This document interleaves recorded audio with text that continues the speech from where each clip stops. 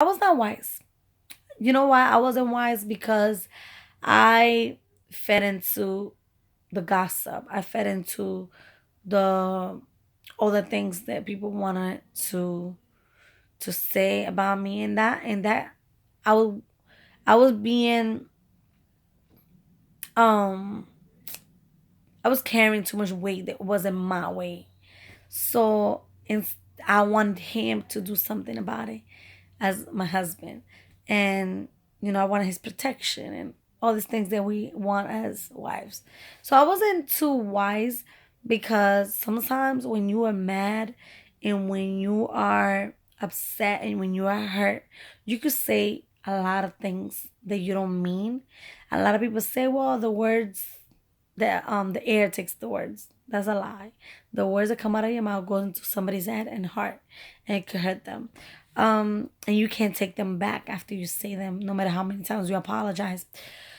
So, in my case, I wasn't wise. I exploded when when I was really frustrated and I didn't have control of the situations. It was like I wasn't wise. I didn't stay quiet and waited for the right time.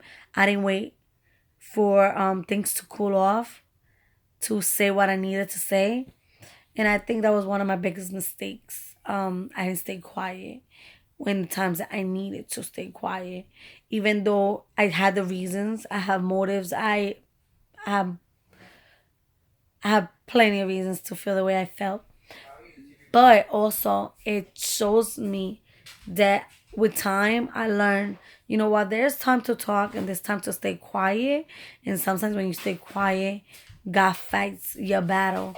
But then when you open your mouth, you kind of like burying yourself and is affecting you more than is actually helping you.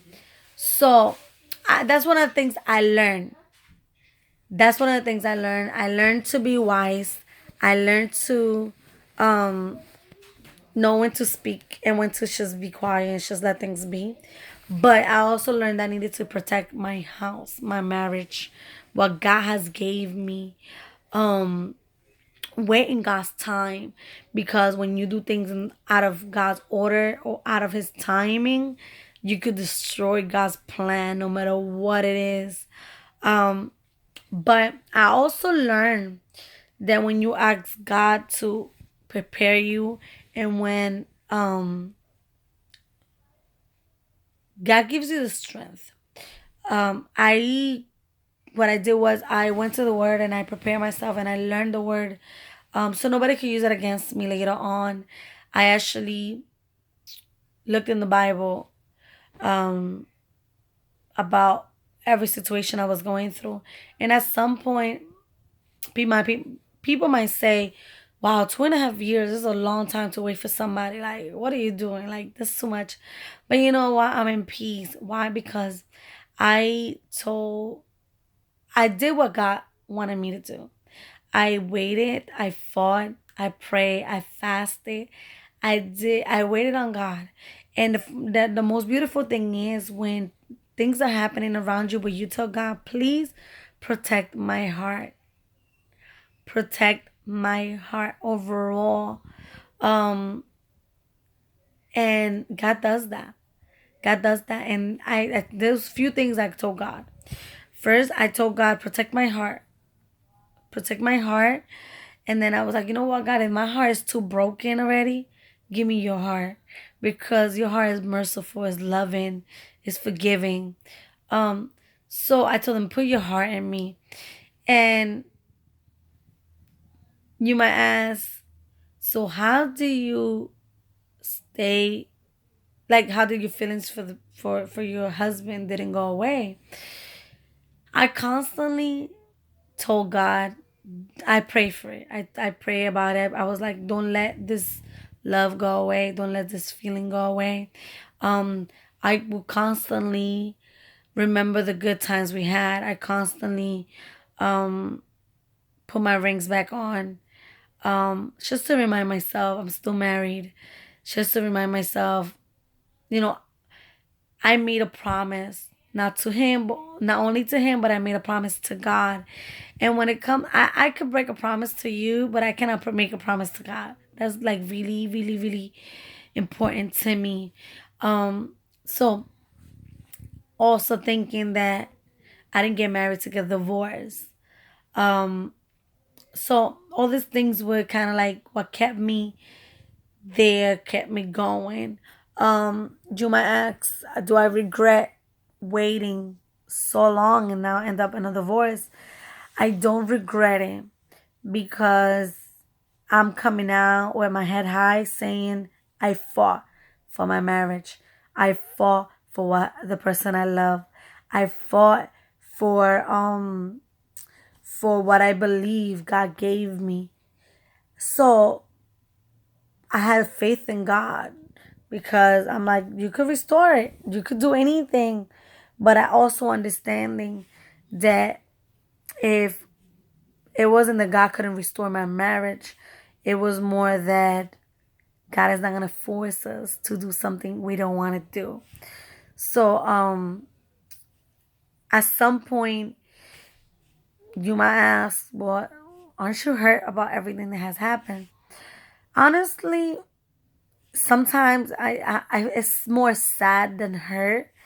It's more disappointed than hurt because when I told God protect my heart, when I told God don't let me get hurt anymore, it was like automatically I went numb. Literally, it was like I was telling somebody else's story. When somebody would tell me anything or I find out anything, it was like it was somebody else's story. It's not my story. We're not talking about my marriage. We're not talking about, obviously I know it was my marriage and everything. It's not like I was going crazy. It was more, I think God used that numbness in my body, in my heart, my feelings, to for things to bounce back. Like things were bouncing back, like they were not going into my heart. So that's why I said when you ask God to protect your heart, God will protect your heart. When there were times that yes, I kicked and I yelled and I screamed and I was like, God, what is this? Why is this happening to me? Why are you letting this happen? But there was always one thing I always said, you don't ask God why, you ask him for what. So I was like, okay, I at some point I understood if I need to go through is to be able to testify to other people, then that's fine. I understand it, I accept it, and I'll keep walking. That's why in the beginning of the video I said sometimes people will call me asking me for advice, to pray for their marriage. And I'm here like, really, God? Like, don't you know what I'm going through? And you having me pray for somebody else's marriage when my marriage is falling apart. But I also learned that God is awesome and He doesn't give you more than you can handle. And through this whole time, I've been I've been strong. Not with my strength, but with God's strength. I've been times I was like, that's it. I want to quit. That's it. I don't want this no more. And God would tell me like, no, it's not time yet. No, like, no, just hold on. And from one day to another, 1 second to another, I will have like all this positive and all this faith come back up, and I'll get back up stronger. And it's like, okay, wait a minute. Because I realized I wasn't fighting with flesh and blood. I wasn't fighting with my husband. I was fighting with the enemy. I was fighting with the devil that wanted to destroy my home, and I was not willing to give up. I was not willing to hand them over my house. So when every time I put in my mind and I think about it, like, no, wait, it's not him I'm fighting with. It's the devil I'm fighting with. It's the enemy. It will make me want to pray more. Um, I cannot say I hate him. I don't. Um, there were times where, even though I was the one getting hurt, I will pick up the phone and I'll text or I'll call and give him words of encouragement, like, you could get back up. I still believe he could get back up. I still believe that he could be the man God wants him to be, and like, I believe all these things. But so throughout the 2.5 years, I've reached out plenty of times and I have encouraged him Just listen to God's voice. That's the only advice I always say. Like, listen to God's voice. Just do what God wants you to do. But you can't force somebody else to do what they don't want to do. And like I said, I'm not really gonna talk much about him because that's between him and God. But what I'm telling you is, just keep praying. If you're the one in the middle of a situation of a separation, if you're having issues in your marriage, be wise with your decisions. Be wise when you react. Think before you speak. Listen to the other person when the other person is talking. Usually the way people present themselves and things they say, they mean it. You cannot change the person. Sometimes we think we could change somebody. No, we can't. That's our biggest mistake. Sometimes we think we could change people, and that's not really the case at all. um People tell us who they are from the beginning. We are the ones that miss the clues, the key points. Listen. That's one thing. Listen to what they're telling you, because it's really important what they're telling you, because sometimes we just ignore when our partner is talking to us, and then later on we're like, what just happened? I didn't see this coming. If you would have been listening to what they're saying, you would have seen it coming. So listen to your partner, talk to your partner, protect your marriage.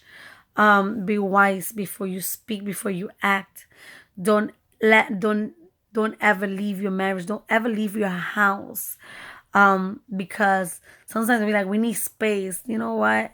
When you have space, you only having space for the enemy to get between you and your spouse. So don't ever do that. Don't break that main rule of you fight together. If there's an issue, start praying and start fasting from the beginning. Don't let it go too far. If there's a separation, you know what? You should hold on until God tells you to. Fight for your marriage. Pray. Remember, sometimes we're like, oh, I don't want to, I'm not going to keep fighting somebody else's battle. You know what? You're one. You're not two people. Once you say that I do, you became one. And you didn't only make a promise to that person, you made a promise to God overall. um Protect your marriage. Nobody has any say. So what works in somebody's marriage doesn't necessarily work in yours. Your priority, your first ministry is your home, not anybody else, not anything else. um Fight into the end. Don't give up. Don't ever give up. And you might tell me, well,